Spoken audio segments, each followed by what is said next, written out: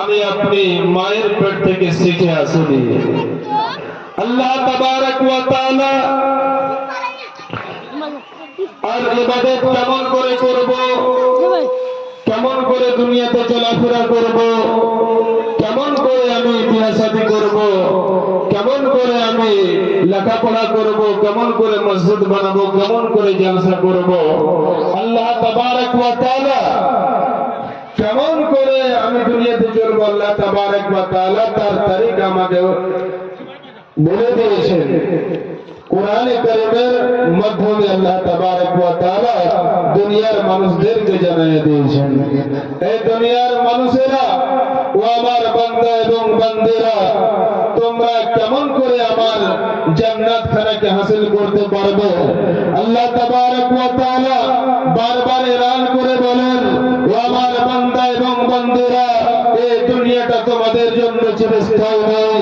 আমি আল্লাহ তোমাদেরকে যে মাকসাদে দুনিয়াতে পাঠিয়েছি, সেই মাকসাদ পালন করো কিংবা না করো, আমার কাছে একদিন তোমাকে চলে আসতে হবে।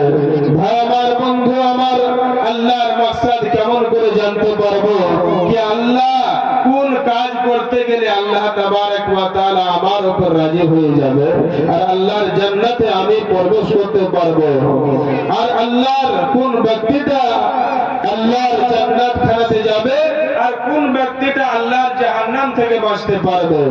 ভাই আমার, বন্ধু আমার, দুনিয়ার সমস্ত জিনিস, দুনিয়ার আল্লাহর কথা গেল, আল্লাহর মাকসাদ গেল, আমরা কেমন করে জানতে পারবো? ইয়ার উত্তর হচ্ছে যে আমাকে পড়াশোনা করতে হবে, ইলম অর্জন করতে হবে, শিখতে হবে। তাই আল্লাহ তাবারক ওয়া তাআলা পৃথিবীর মানুষকে সর্বপ্রথম আল্লাহ তাবারক ওয়া তাআলা মানুষকে নামাজ পড়তে বলেননি, আল্লাহ তাবারক ওয়া তাআলা যাকাত দিতে বলেননি, আল্লাহ তাবারক ওয়া তাআলা রোজা রাখতে বলেননি। ভাই আমার, বন্ধু আমার, সর্বপ্রথম আল্লাহ তাবারক ওয়া তাআলা যে কাজটি করতে বলেছে, ও আমার বান্দারা, ও আমার বান্দিরা, সর্বপ্রথম তোমাকে নামাজ পড়তে হবে না, আমি আল্লাহ তোমাকে সর্বপ্রথম নামাজের হুকুম দিইনি। আমি আল্লাহ পবিত্র কুরআন খানাতে আমি আল্লাহ তোমাদেরকে পড়াশোনার কথা বলেছি। তোমাদেরকে আগে জ্ঞান অর্জন করতে হবে, তোমাদেরকে আগে পড়াশোনা করতে হবে। ও আমার বান্দা এবং বান্দিরা, তোমরা যখন জ্ঞান অর্জন করবে, তোমরা যখন পড়াশোনা করবে, তখন তোমরা সমস্ত জিনিস বুঝতে পারবে। কোনটা হালাল, কোনটা হালাল, কোনটা হারাম তুমি বুঝতে পারবে। কোনটা মা, কোনটা বাবা, কোনটা খালা, কোনটা খালু তুমি বুঝতে পারবে। তাই আমি আল্লাহ তোমাদের জন্য পড়াটাকে ফরজ করে দিলাম। পড়তে সর্বপ্রথম এই জন্য তোমাদেরকে পড়িতে বললাম। ভাই আমার, বন্ধু আমার, আল্লাহ তাবারক ওয়া তাআলা পবিত্র কুরআন কারীমের মধ্যে বলেন, ইকরা বিসমি রাব্বিকাল্লাযী খলাক, খলাকাল ইনসানা মিন আলাক, ইকরা ওয়া রাব্বুকাল আকরামুল্লাযী আল্লামা বিল কলম, আল্লামাল ইনসানা মা লাম ইয়ালাম। ভাই আমার, বন্ধু আমার,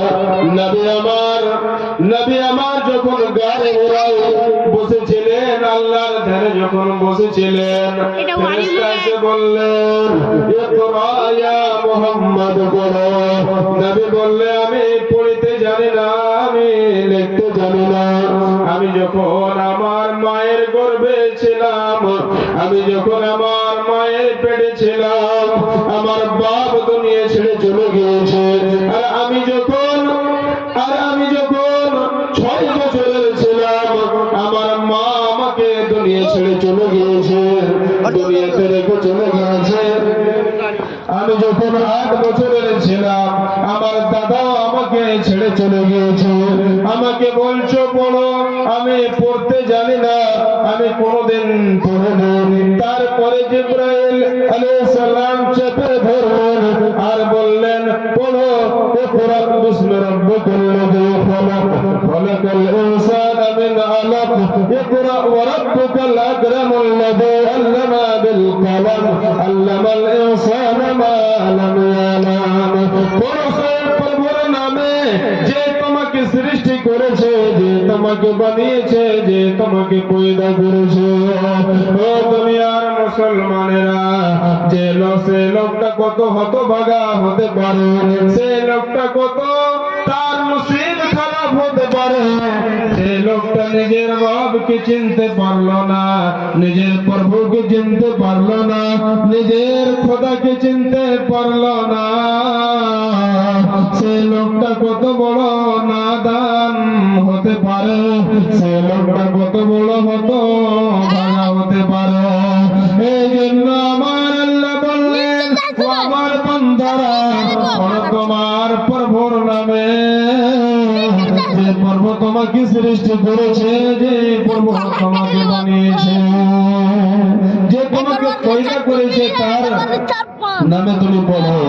ও দুনিয়ার মুসলমানেরা, আপনি যদি নামাজ না পড়েন, আপনি যদি লেখাপড়া যদি না করেন, তাহলে আপনি নামাজ কেমন করে পড়বেন, রোজা কেমন করে রাখবেন, আপনি জানাজা কেমন করে পড়বেন, মা বাপের জন্য দোয়া কেমন করে পড়বেন, আপনি দুনিয়ার কোন কোনাতে যান, আপনি যদি জান্নাত খানা হাসিল করতে চান, তাহলে আপনাকে লেখাপড়া করতে হবে। আপনি যদি আল্লাহর বন্ধু বনতে চান, আপনি যদি আল্লাহর দোস্ত বনতে চান, আপনি যদি আল্লাহর যদি নজদীক হতে চান, তাহলে আল্লাহর কোরআন খানা পড়তে হবে। সর্বপ্রথম আমাকে জ্ঞান অর্জন করতে হবে, আমাকে শিক্ষা অর্জন করতে হবে, মাদ্রাসাতে পড়তে হবে, মসজিদে পড়তে হবে, মাদ্রাসাতে পড়তে হবে।